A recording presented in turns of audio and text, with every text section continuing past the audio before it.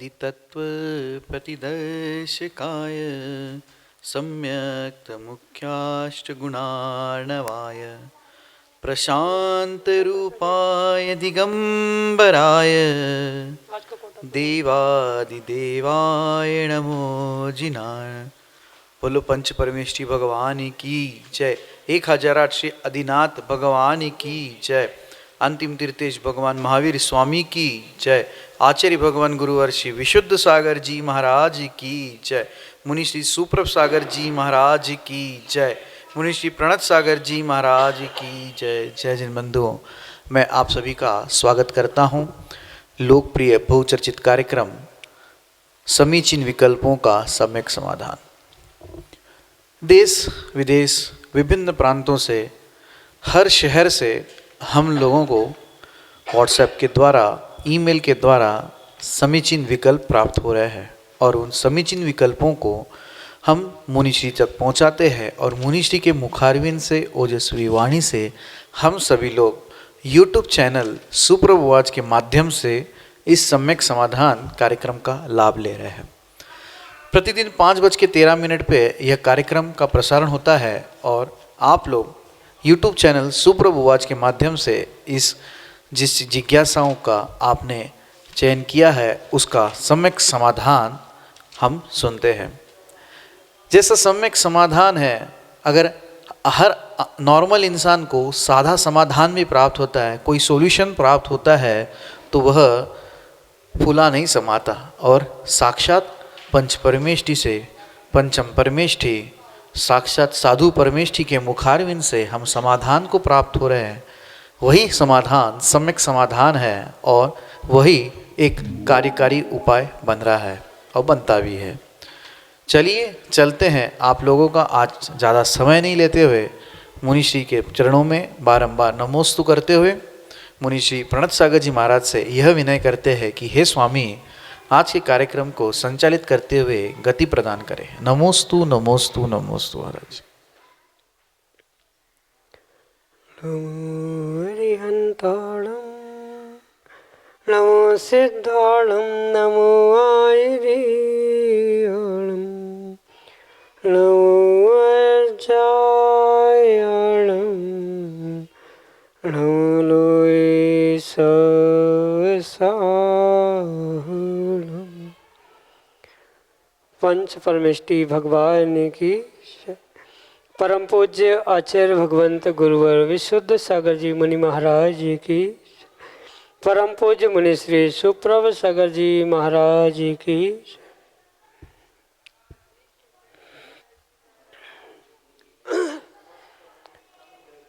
समीचीन विकल्पों का सम्यक समाधान।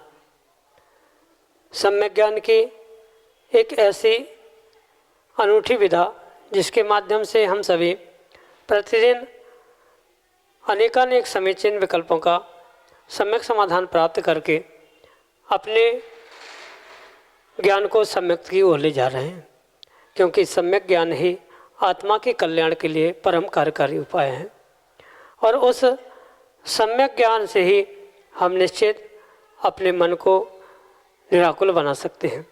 देश के विभिन्न प्रांतों से अनेकानेक समीचीन विकल्प हमें यहाँ प्रतिदिन प्राप्त हो रहे हैं और परम पूज्य मुनि श्री सुप्रभ सागर जी महाराज आगम के परिप्रेक्ष्य में उनका हम सबको सम्यक समाधान प्रदान कर रहे हैं। प्रारंभ करते हैं आज का सम्यक समाधान और आज का पहला विकल्प औरंगाबाद महाराष्ट्र से पूजा सेठी परम पूज्य मुनि श्री के चरणों में कोटि कोटि नमोस्तु निवेदित करते हुए अपना समीचीन विकल्प रख रहे हैं कि महाराज जी, जैनेश्वरी दीक्षा से पहले गोद भराई करने का क्या महत्व है। हमारे समीचीन विकल्प का सम्यक समाधान करने की अनुकंपा करें। नमोस्तु महाराज जी, नमोस्तु। ओम नमः सिद्धम। परम पूज्य आचार्य भगवान गुरुवर विशुद्ध सागर जी महाराज की।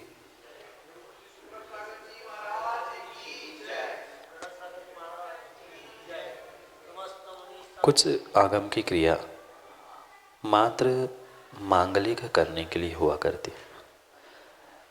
जैसे दीक्षा के पूर्व गोद भराई होना या अन्य भी बहुत सारी ऐसी क्रियाएं कही जाती है दीक्षा के उपरांत मुख शुद्धि का एक कार्य हुआ करता है। साथ में दीक्षा के पूर्व भी जो दीक्षा स्नान आदि दीक्षाभिषेक आदि आदि का उल्लेख जो आता है, ये परिपूर्ण रूप से एक मांगलिक क्रिया के रूप में उसको आचार्य भगवंतों ने स्वीकार किया। मात्र दीक्षा के पूर्व ही नहीं अपितु एक विवाह आदि संपन्न होने से पूर्व भी जो गोद भराई जाती है।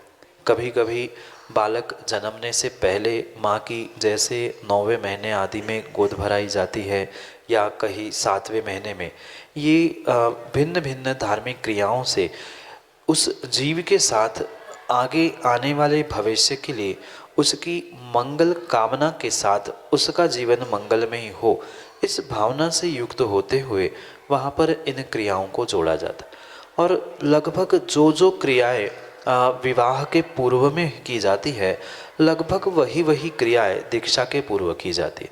इसका अभिप्राय ये है कि विवाह शादी के समय पर एक इस वर्तमान में किसी स्त्री को वधू बनाने के लिए जाने वाले उस पुरुष वर के लिए ये मांगलिक के रूप में जो क्रियाएं की जाती है, बिल्कुल वैसी ही जो मुक्ति वधू को अपना प्राप्त करने जा रहा है या मुक्ति वधू को वरने के लिए जाकर रत्नंत्र धारण करने जा रहा है, ऐसे उस जीव के साथ मांगलिक होने के लिए उसका जीवन मंगलमय हो, इस अभिप्राय से वहाँ गोद भराई जाती है।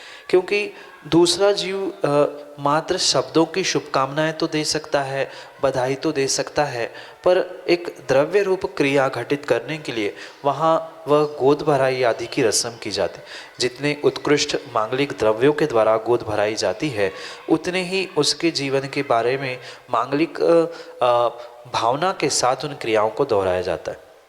और उन मांगलिक क्रियाओं के साथ दोहराते हुए ये बात भी समझने योग्य है, वहाँ जब ये मांगलिक क्रिया तो साथ साथ होती ही है, पर जो उसमें श्रीफल है या ऐसे द्रव्यों के द्वारा जो ये भावना भाई जाती है कि वहाँ उनका जीवन उस रत्नत्रय से परिपूर्ण रहे, किंचित भी उनके जीवन में कोई भी ऐसी समस्या नहीं आए, कोई ऐसा कर्म का तीव्र उदय नहीं आए, इस अभिप्राय को लेकर ये मांगलिक क्रिया होती है। साथ में बहुत सारी ऐसी रस्में भी बुद्धिपूर्वक जोड़ी जाती है जो एक वैराग्य की परीक्षा करने के लिए होती, जैसे मेहंदी रचाना या जलूस के द्वारा जो उस दीक्षा के पूर्व बिल्कुल जो जैसे वर्तमान में उस जलूस के द्वारा उनको ले आना, साथ में गोद भराई करना, नृत्य आदि, ये सब कुछ मात्र उन जीवों की वैराग्य की परीक्षा के लिए भी हुआ करता है। और जो मांगलिक आगे के जीवन के लिए भावना भा जाती है, इन सबका संबंध जोड़ते हुए ये क्रियाओं को यहाँ पर किया जाता है।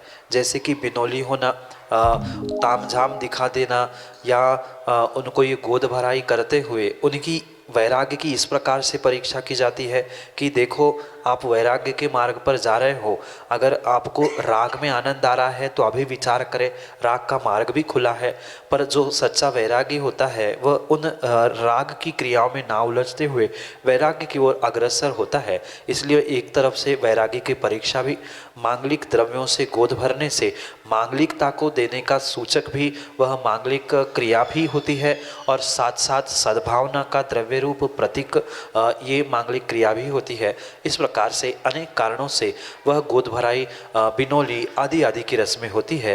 यही आपके लिए सम्यक समझ। किरण जैन, टीकमगढ़, मध्य प्रदेश से परम पूज्य मुनिश्री के चरणों में बारंबार नमोस्तु निवेदित करते हुए अपना समीचीन विकल्प रख रहे हैं कि महाराज जी पुराने प्रवचन के एवं भजनों के कैसेट्स घर में रखे हुए हैं, अब उनका इस्तेमाल नहीं होता तो उन्हें ऐसे भी कहीं फेंक सकते हैं क्या? हमारे समीचीन विकल्प का सम्यक समाधान करने की अनुकंपा करें। नमोस्तु महाराज जी, नमोस्तु। नहीं रख सकते किसी भी प्रकार से। वह जो पुराने चाहे सीडी हो, कैसेट हो, प्रवचन के या भजन के किसी भी प्रकार के वह जो धार्मिक कैसेट या सीडी है जिनका वर्तमान में प्रयोग नहीं किया जा रहा है, उनको यत्र तत्र फेंकना किंचित भी उचित नहीं है। भले ही उसमें से अक्षर हमें वर्तमान में दिखाई नहीं दे रहे हैं, जो प्रभु की भक्ति भजन आदि किए गए हैं, निर्ग्रंथ गुरुओं की जो आवाज़ उसमें है, वहाँ जो जिनवाणी के शब्द है, परिपूर्ण रूप से वह भले ही हमें आँखों के गोचर नहीं है, दृष्टि गोचर नहीं है, पर फिर भी कहीं ना कहीं वह शक्ति रूप से शब्द के ही पर्याय में वहाँ पर मौजूद है। भले ही वह कैसेट पे डिजिटल के रूप में वह शब्द वर्तमान में मौजूद है, पर परम सत्य ये समझना होगा कि कहीं ना कहीं वे शब्द द्रव्य श्रुत की ही श्रेणी में आते। द्रव्य श्रुत का अर्थ ये नहीं होता कि मात्र जो अक्षर कागज पे लिखे जाते हैं मात्र उतना ही द्रव्यश्रुत नहीं होता। आचार्य भगवान कहते हैं मन में भी जो हम श्लोक, पंक्ति, शब्द, भजन, भगवान की स्तुति आदि दोहरा रहे हैं, वह अगर शब्द रूप है, अक्षरात्मक है, तो कहीं ना कहीं वह द्रव्यश्रुत ही है। और इसी प्रकार से जो ये द्रव्यश्रुत की निमित्त से जो कैसेट में रिकॉर्ड करते हुए उस फिल्म में डिजिटल के रूप में उसको अंकित किया गया है, चाहे वह भजन हो या किसी के प्रवचन भी क्यों ना हो, कहीं ना कहीं जिनवाणी के शब्द है, देवशास्त्र गुरु के स्तुति परक या उनकी जो आगम की वाणी थी, उनको ही वहाँ पर प्रस्थापित किया होने से परिपूर्ण रूप से ये बात समझने योग्य है कि किसी भी प्रकार से इन पुरानी कैसेट्स आदि का दुरुपयोग नहीं किया जाना चाहिए। उनका यत्र तत्र फेंकना यानी साक्षात हम उस द्रव्य श्रुत का, द्रव्य आगम का ही अभिनय कर रहे हैं। उस द्रव्य आगम का, द्रव्य श्रुत का जैसा फल विपरीत दोष रूप प्राप्त होगा, बिल्कुल वे पुरानी कैसेट जिसमें प्रवचन भजन आदि है, उनका अगर यत्र तत्र हमने फेंकते हुए दुरुपयोग किया है तो नियम से हमें उसका अवश्य ही दोष लगेगा। ज्ञानावरणी का भी, श्रुत का अभिनय आदि अनेक दोषों से वह हमारा कार्य युक्त हो जाएगा। इसलिए इन कारणों से बचने के लिए, इन दोषों से बचने के लिए एक काम हम कर सकते हैं, उसे घर में ही जहाँ जैसा है उस प्रकार से रहने दें, क्योंकि प्रत्येक वस्तु का एक अपना अपना परिणमन का काल होता है और उसमें जो उत्पाद व्यय आदि होता है उसके निमित्त से कुछ समय बाद वह वस्तु अपने आप ही समाप्त होती है। और अगर हमने उसको समाप्त करने के अभिप्राय से कहीं फेंका है तो हमें दोष है, पर हमने उसे घर में ही रखा है और वह अपने आप में ही परिवर्तित होते हुए, बदलते हुए, उसमें बदलाव होते हुए, उत्पाद व्यय होते हुए वह अपने आप में नष्ट हो रही है, तो उसका नष्ट करने का, ज्ञानावरणी आदि पापों का हमें आश्रय बंधन नहीं होगा। इसलिए उसे कहीं अन्यत्र फेंकने की जगह घर में ही व्यवस्थित रख दिया जाए। अपने आप कुछ वर्षों बाद उसका प्रयोग नहीं होने से वह अपने आप खराब हो जाएगी और फिर खराब होने पर स्वयं भी नष्ट हो जाएगी, तो उसका दोष हमें नष्ट करने का या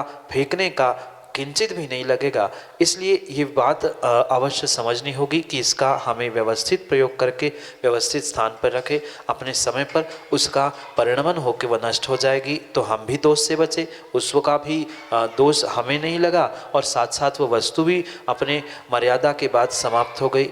इस कारण से हम अपने दोषों से बचते हुए उसकी सुरक्षा भी कर सकते हैं। यही आपके लिए सम्यक समझ।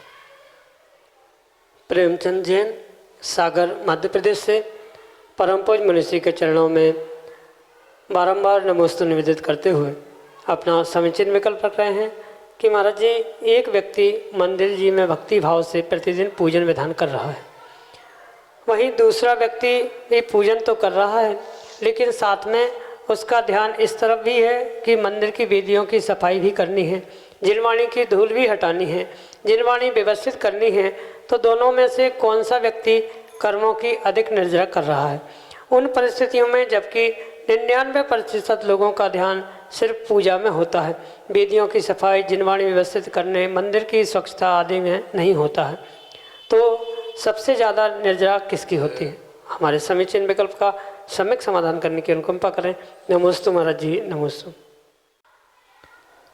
संसारी जीव का छद्मस्त अवस्था होने से एक समय में एक ही उपयोग लगता है, चाहे वह भक्ति भाव से भगवान अरिहंत की पूजा करे, पाठ करे, अभिषेक आदि करे, या फिर मंदिर की व्यवस्था जन्य क्रियाओं में अपने मन को लगाने का पुरुषार्थ। एक साथ अगर व्यक्ति दो कार्य कर रहा है तो उसे किसी भी प्रकार के फल को प्राप्ति करने की संभावना नहीं। माना कि एक ही साथ वो पूजा भी कर रहा है और वहीं पर व्यवस्थाओं को देख रहा है, वेदी की धूल हटानी है, जिनवाणी को ठीक करना है, आदि आदि कितनी भी वह भले ही उस मंदिर वेदी से संबंधित और पुण्यवर्धक के विकल्प भले ही है, पर एक समय में एक ही कार्य होने से अगर एक साथ दो तीन कार्य के बारे में व्यक्ति सोच रहा है या कार्य कर रहा है तो कभी भी उसको एक का फल भी परिपूर्ण रूप से नहीं मिलता।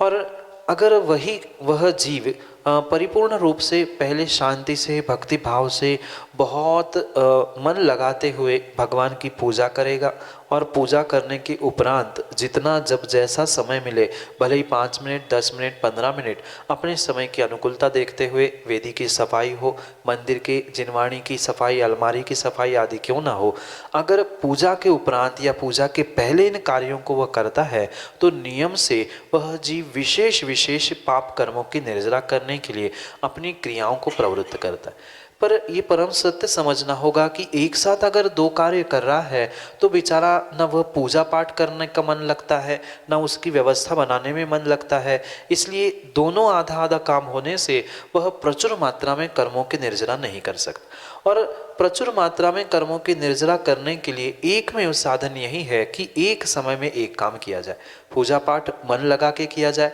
उसके उपरांत वेदी की सफाई या पहले वेदी की सफाई आदि आदि करने के उपरांत फिर जिन पूजा आदि करने में प्रवृत्त हुआ जाए, तो ही वह विशेष रूप से कर्मों की निर्जरा को प्राप्त कर सकता है।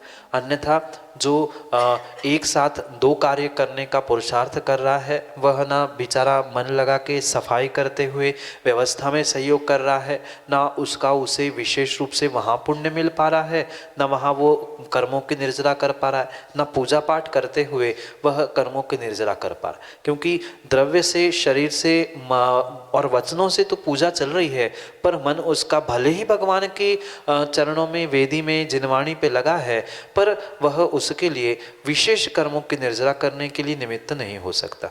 कर्मों की निर्जरा तभी होगी जब व्यक्ति एक ही कार्य मन से, वचन से और काय से तीनों योगों को संभालते हुए एक साथ एक कार्य में अपने उन तीनों योगों को लगाते हुए करेगा तो ही उसकी विशेष विशेष निर्जरा होती। इसलिए वह मात्र पूजा करने वाला भी विशेष कर्म की निर्जरा को प्राप्त हो जरूरी नहीं है, या वह मात्र वेदी की व्यवस्था करने वाला विशेष कर्मों की निर्जरा को, या पूजा के साथ साथ मन में विकल्प लेके कि वेदी ठीक करनी है आदि आदि उनका विकल्प लेके पूजा करने वाला भी विशेष कर्मों की निर्जरा नहीं कर सकता। कर्मों की प्रचुर मात्रा में विशेषता से अगर निर्जरा करनी है तो एक समय में एक काम करना होगा मन लगाते हुए। जैसे पहले पूजा पाठ अभिषेक पूर्ण कर लिया, फिर वेदी की सफाई, मंदिर की सफाई और साथ साथ जिनवाणी आदि की व्यवस्था आदि उसके उपरांत की जाए तो नियम से वह व्यक्ति विशेष विशेष कर्मों की निर्जरा को प्राप्त हो सकता है। इसलिए एक समय में एक ही काम करना छदमस्तक और श्रावक को श्रेष्ठ होने के कारण से पूजा करते समय उन विकल्पों को ना लिया जाए कि वेदी की शुद्धि करना है, जिनवाणी की शुद्धि करना है। वहाँ मात्र मन लगाकर सच्चे भावों के साथ भगवान की पूजा की जाए, जिसके निमित्त से वह कर्मों की निर्जरा करेगा और उसके उपरांत या आगे पीछे कभी जब समय की अनुकूलता हो, जितनी समय की अनुकूलता हो उतने समय की अनुकूलता के अनुसार वह जिनवाणी की, वेदी आदि की, मंदिर आदि की व्यवस्था में अपने मन को, वचन को और काय को लगाते हुए कार्य करेंगे तो वह विशेष विशेष कर्मों की निर्जरा करने के लिए निमित्त बनेगा। यही आपके लिए सम्यक समाधान। अगले समीचीन विकल्प के लिए सागर मध्य प्रदेश से प्रियंका जैन परम पूज्य मुनिश्री के चरणों में बारंबार नमोस्तु निवेदित करते हुए अपना समीचीन विकल्प रख रहे हैं कि महाराज जी, घरों में पीतल आदि धातु की अप्रतिष्ठित प्रतिमा रखना चाहिए या नहीं। हमारे समीचीन विकल्प का सम्यक समाधान करने की अनुकंपा करें। नमोस्तु महाराज जी, नमोस्तु। जिनागम की अपेक्षा से किसी भी प्रकार से जो जिन बिंब आदि होते हैं उन जिन बिंबों को किसी भी प्रकार से घर में अप्रतिष्ठित रूप में नहीं रखना चाहिए। अगर हमें घर में जिन प्रतिमा, जिन आकार, जिन बिंब आदि को रखने का इतना ही उत्सुकता है या रखने की इच्छा है तो परिपूर्ण रूप से हम उसे प्रतिष्ठित करते हुए जो प्रतिष्ठा ग्रंथों के अनुसार आचार्य भगवंतों ने उसके प्रमाण, उसके विषय में जो कुछ भी कथन किया है, बिल्कुल उस कथन की अपेक्षा से ही ग्रह चैत्यालय, ग्रहबिंब, जिनबिंब आदि स्थापित करना चाहिए। पर वास्तव में जो तदाकार स्थापना से रहित होता है, वह अतदाकार स्थापना से युक्त जिनबिंब भी भले ही एक स्टैचू के रूप में हम क्यों ना उसे घर में रखें, पर आचार्य भगवान स्पष्ट कहते हैं कि किसी भी प्रकार से वह अप्रतिष्ठित प्रतिमा किसी भी श्रावक के घर में नहीं होनी चाहिए। घर में ही नहीं अपितु ऐसा भी कहा जाता है 6 महीने से अधिक जिन प्रतिमा को अप्रतिष्ठित रूप में कहीं भी किसी स्थान पर नहीं रखना चाहिए। अधिक से अधिक 6 महीने तक उसका पंचकलना करते हुए उसको प्रतिष्ठित करने की आवश्यकता है। हाँ, कभी कुछ विषमता के कारण वह आगे पीछे हुआ फिर भी समझ में आता है, पर अगर कोई व्यक्ति उसे एक स्टैचू के रूप में भी कहे या प्रतिष्ठित माने या मात्र दर्शन के लिए आदि आदि कोई भी कारण क्यों ना हो, पर आगम के परिप्रेक्ष्य में ये परम सत्य समझना होगा कि किसी भी प्रकार से अप्रतिष्ठित प्रतिमा वह किसी भी श्रावक के घर में या मंदिर आदि में नहीं रखी जाती है। मंदिर में भी रखी है तो प्रतिष्ठा करने के निमित्त से आने वाले समय में उसे प्रतिष्ठित करना है, इस अपेक्षा से रखी है तो वह ठीक है, वो भी 6 महीने का काल आचार्य भगवंतों ने बताया है। पर घर में भले ही वह किसी भी आकार की हो, छोटी हो, बड़ी हो, मिट्टी की बनी हो या किसी भी धातु आदि से भी क्यों ना बनी हो, पर वह जिन प्रतिमा को घर में अस्थापित यानी बिना प्रतिष्ठा की हुई वह प्रतिमाओं को नहीं रखना चाहिए। घर में एक आदर सम्मान के रूप में या हमें बोध हो इस कारणों से फोटो, तस्वीर, चित्र आदि तो रख सकते हैं, पर जो प्रतिमा का रूप दिया गया है वह किसी भी प्रकार से घर में गृहस्थ नहीं रख सकता। इसके अनेक कारण आचार्य भगवंतों ने बताए हैं। एक तो उस भले ही वह जिन प्रतिमा प्रतिष्ठित नहीं है, पर आपने जो उसको विराजमान करते हुए वहाँ उसकी अभिनय आदि करना प्रारंभ की है, आने जाने वाले लोगों की शुद्धि अशुद्धि, साथ में वह जो भगवान की प्रतिमा आदि होती है, ऐसा कहा जाता है कि बहुत सारे व्यंतर आदि भी उन्हें इसका बोध हो नहीं हो, वे उस पर वहाँ आके निवास भी कर सकते हैं आदि अनेक कारणों से आचार्य भगवान स्पष्ट रूप से निषेध करते हैं कि अप्रतिष्ठित प्रतिमा लंबे समय तक किसी भी प्रकार से घर में विराजमान नहीं करनी चाहिए। इस कारण से वह धातु की बनी हुई प्रतिमा आप घर में विराजमान ना करें, भले ही वह एक तरफ से बनी है, दूसरी तरफ से उसके पीछे वह प्रतिमा का रूप नहीं है, मतलब वह परिपूर्ण रूप से समचतुरस्थ संस्थान में नहीं है, या जो प्रमाण कहा है उस प्रमाण में भी भले क्यों ना हो, एक तरफ से बनी हुई हो, पर फिर भी वह जिन प्रतिमा का आकार होने से कहीं ना कहीं वह जिन प्रतिमा की श्रेणी में आने से उसको घर में रखने का निषेध है। यही आपके लिए सम्यक समाधान। अगले समीचीन विकल्प के लिए श्रीमती सुषमा प्रसन्न चौधरी, सागर, मध्य प्रदेश से अपने समीचीन विकल्प के साथ हमारे सामने। तो ही महाराज के चरणों में नमोस्तु भरत जी, नमोस्तु नमोस्तु नमोस्तु। महाराज श्री, हमारा प्रश्न यह है, जीव तत्व और जीव द्रव्य में क्या अंतर है? मैं इस विषय में सम्यक समाधान से कई बार इस विषय पे चर्चा करते हुए बहुत विस्तार से इसका उत्तर दे दिए, पर फिर भी संक्षेप से इसका हम इस प्रकार से अर्थ और अंतर समझ सकते हैं कि भले ही वस्तु एक हो, पर उसकी जैसे जैसे समय और उपयोगिता बदलती है, उसका नाम तात्कालिक समयों में बदलता हुआ देखा जाता है। वही एक ही वस्तु या एक ही व्यक्ति जैसे संबंध बदलते हुए उसका नाम बदल जाता है।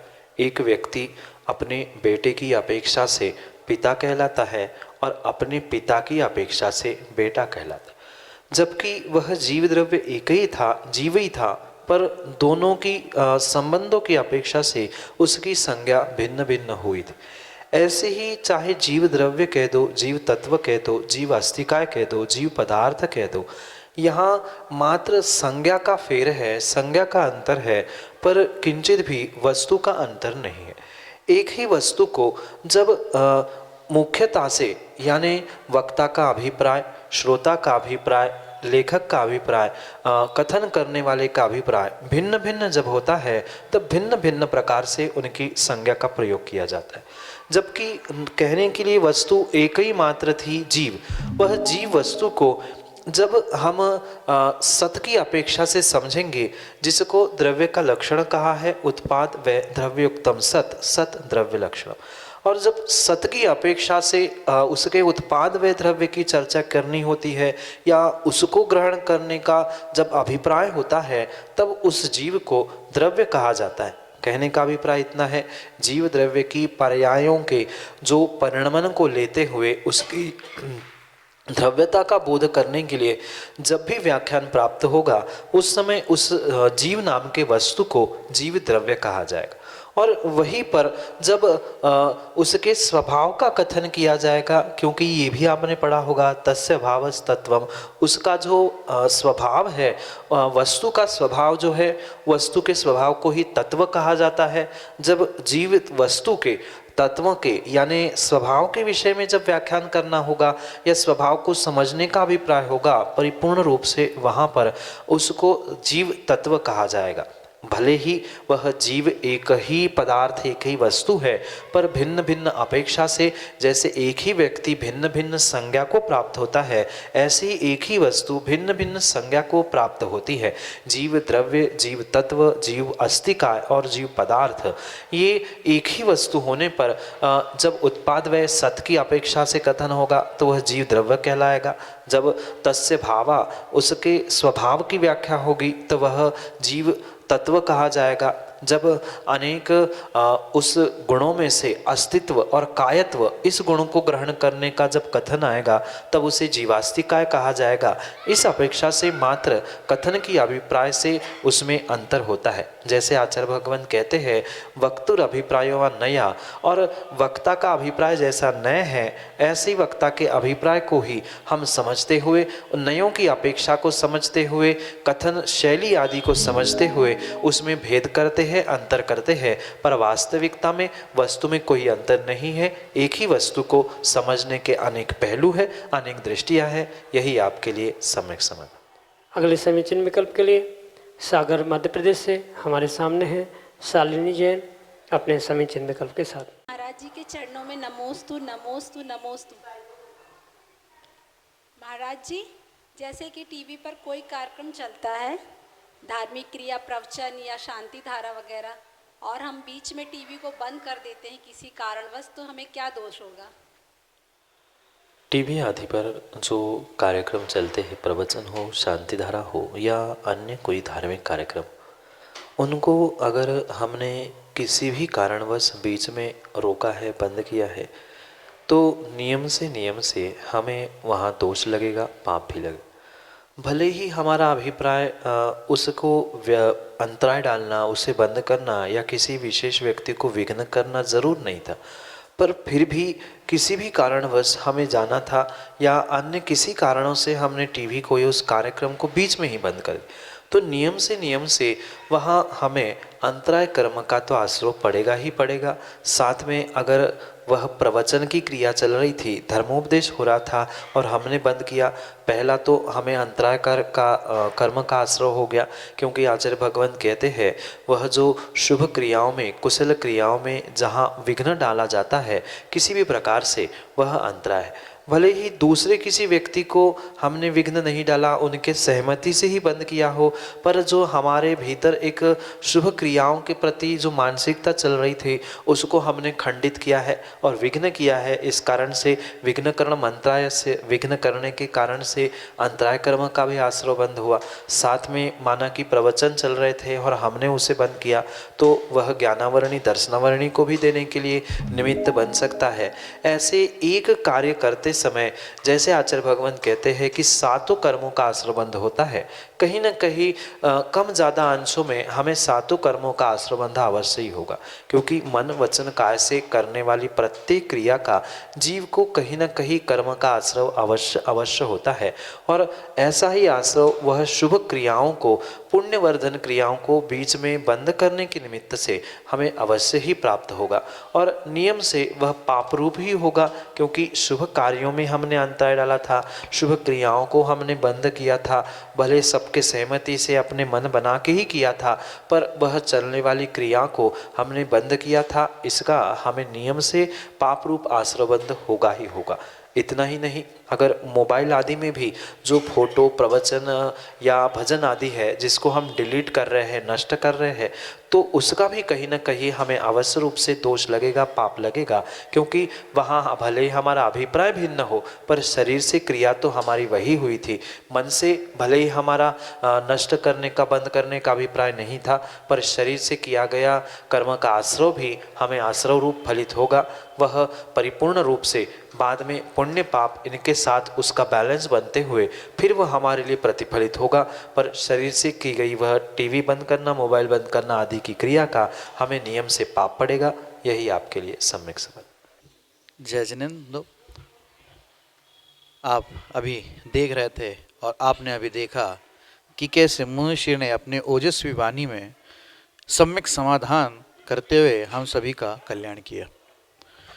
प्रतिदिन की भांति 5:13 पे यूट्यूब चैनल सुप्रभ वाच पे सम्यक समाधान कार्यक्रम प्रसारित होता है और उस कार्यक्रम के माध्यम से मुनिश्री हम सभी को सम्यक समाधान प्रदान करते हैं। अगर आप इस कार्यक्रम से जुड़ना चाहते हो, अगर आप इस कार्यक्रम में अपने विकल्प पहुंचाना चाहते हो, तो सिंपल सा चीज़ है, व्हाट्सएप का नंबर 8707548811, नंबर याद रहे 8707548811। नीचे पट्टी पे, स्क्रॉल पे या फ्लिप पे यह नंबर डिस्प्ले हो रहा है, आप उसके माध्यम से यह नंबर अपने यहाँ पे सेव कर सकते हैं। अगर आप चाहते हैं ईमेल का उपयोग करें और ईमेल के माध्यम से अगर अपना विकल्प हम तक पहुंचाना चाहते हो, तो हमारा ईमेल आईडी है samyak.samadhan@gmail.com। ईमेल भी नीचे फ्लैश पे, डिस्प्ले पे दिख रहा है, आप उधर से लिख ले सकते हैं। मुनिश्री के प्रवचन प्रतिदिन की भांति शाम को 7:40 पे जिनवा टीवी के माध्यम से प्रसारित होते हैं। आप उसके माध्यम से घर बैठे अद्भुत ग्रंथ रत्नमाला जो शिवकोटि स्वामी महाराज विरचित है उसका स्वाध्याय कर सकते हैं। यह ग्रंथ मुनिश्री सुप्रभ सागर जी महाराज के मुखारबिन से पहली बार जिनवा टीवी के माध्यम से प्रसारित हो रहा है, तो आप घर बैठे इस कार्यक्रम का, इस स्वाध्याय का लाभ ले सकते हैं। और अन्य जानकारी के लिए मुनिश्री के और विकल्पों को, आपके विकल्प पहुंचाने के लिए या और जानकारी के लिए हमारे व्हाट्सएप के नंबर पे आप व्हाट्सएप कर सकते हैं या जीमेल के माध्यम से हम तक संपर्क कर सकते हैं। सुप्रभ वाच चैनल पे मुनिश्री के पुराने प्रवचन भी डले हुए हैं, आप उसके माध्यम से भी मुनिश्री के प्रवचन के लाभ ले सकते हैं। सुप्रभ वाच यूट्यूब पे सर्च करिए, सब्सक्राइब करिए, लाइक करें एवं शेयर करिए, ताकि अन्य लोग भी इस कार्यक्रम के माध्यम से लाभान्वित हो और उनका भी लाभ हो। आज के लिए इतना ही। मुनिश्री के चरणों में तिवार बार नमोस्तु करते हुए आज के इस सम्यक समाधान कार्यक्रम को यही भी विराम देते हैं। नमोस्तु नमोस्तु नमोस्तु।